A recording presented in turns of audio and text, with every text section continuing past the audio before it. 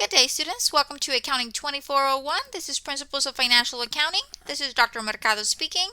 And in this particular lecture, we are going to be covering Chapter 12, which deals with corporations. Okay, we're going to learn about the organization, stock transactions, and dividends. Okay, and the textbook that we are using is Financial and Managerial Accounting, 16th edition by Warren, Jones, and Taylor. Okay. Now, before I begin, I do want to remind all students to please make sure that you read. Reading is very important, okay?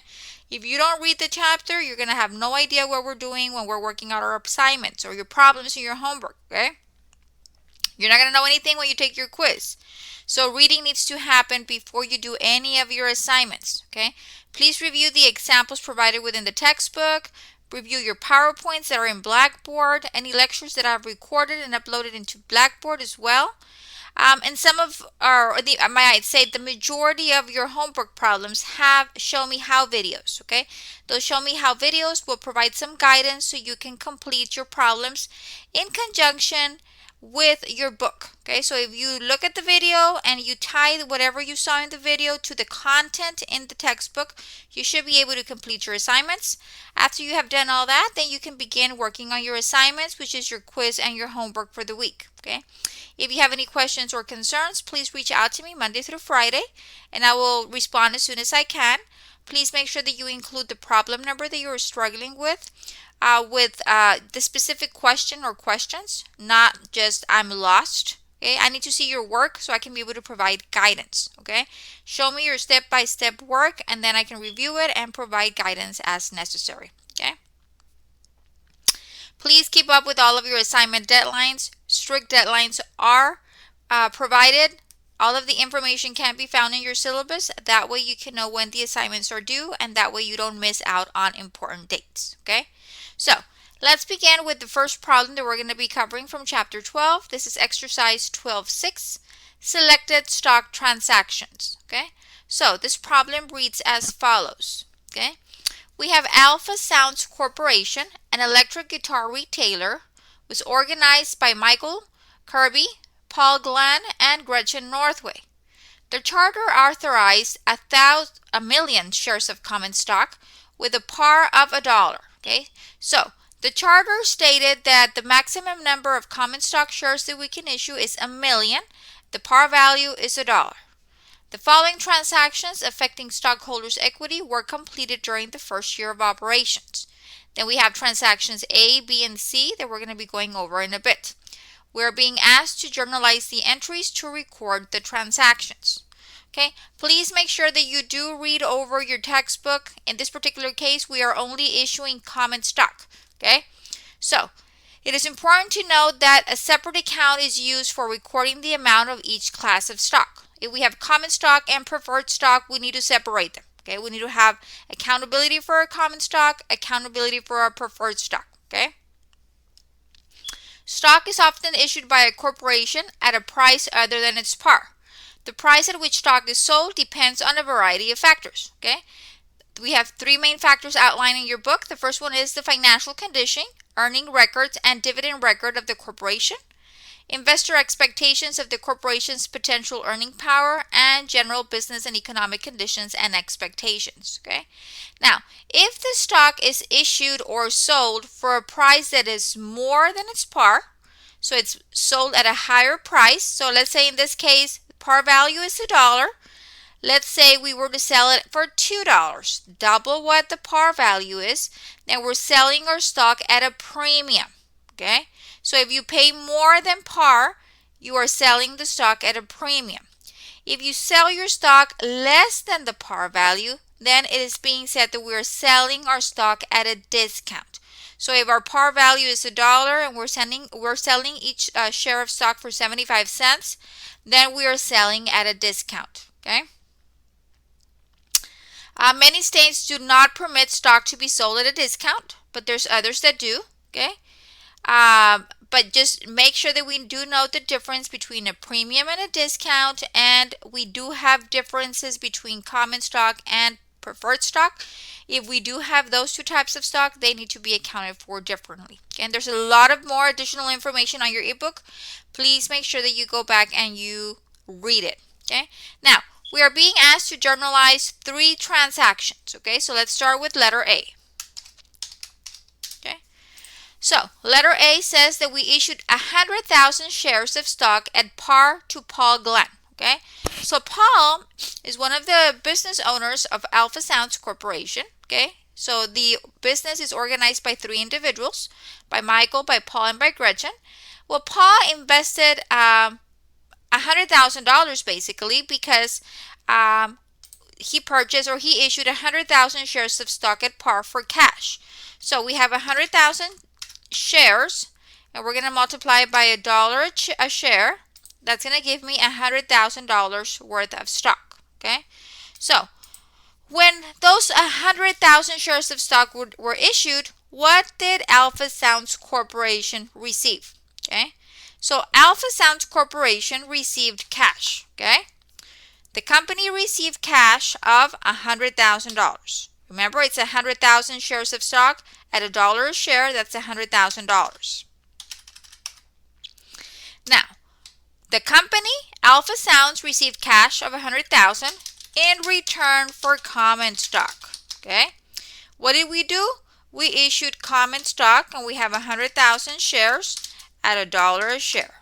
Okay, and that is how we get the $100,000. It's important to note that common stock and preferred stock both fall under the stockholders' equity section.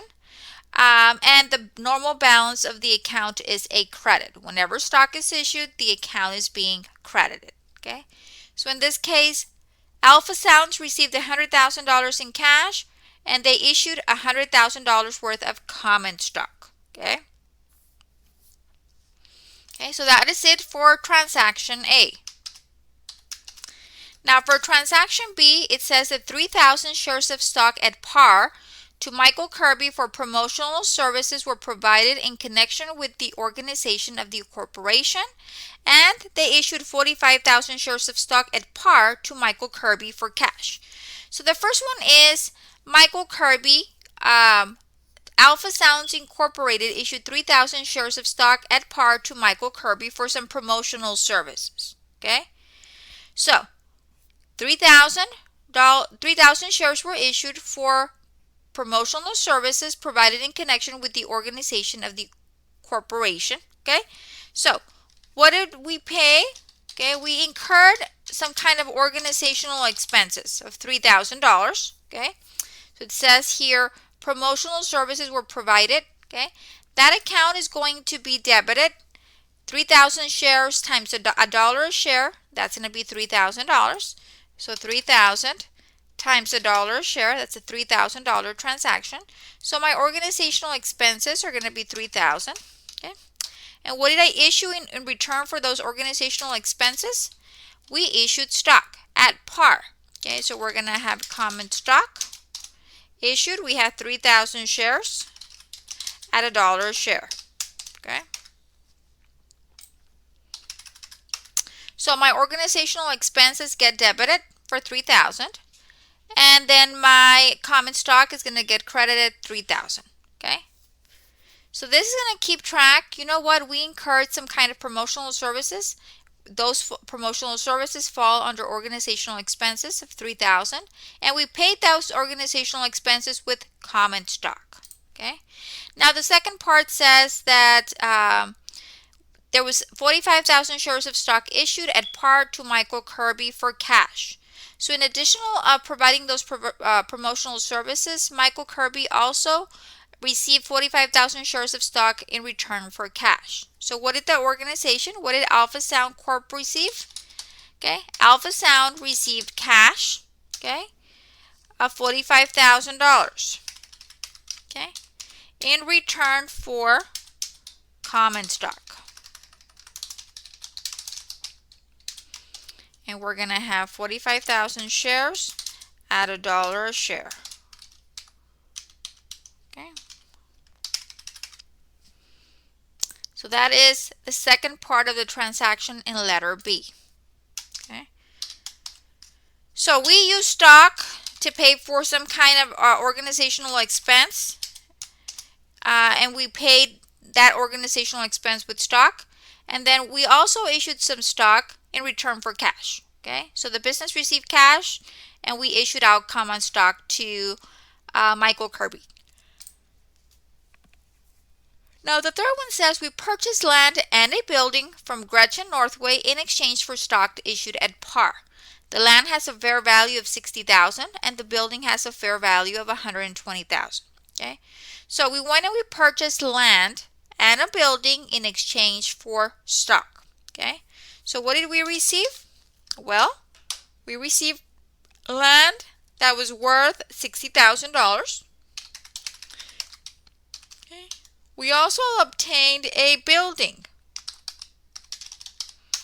The building was valued at $120,000. Okay, and we got those two things in exchange for common stock.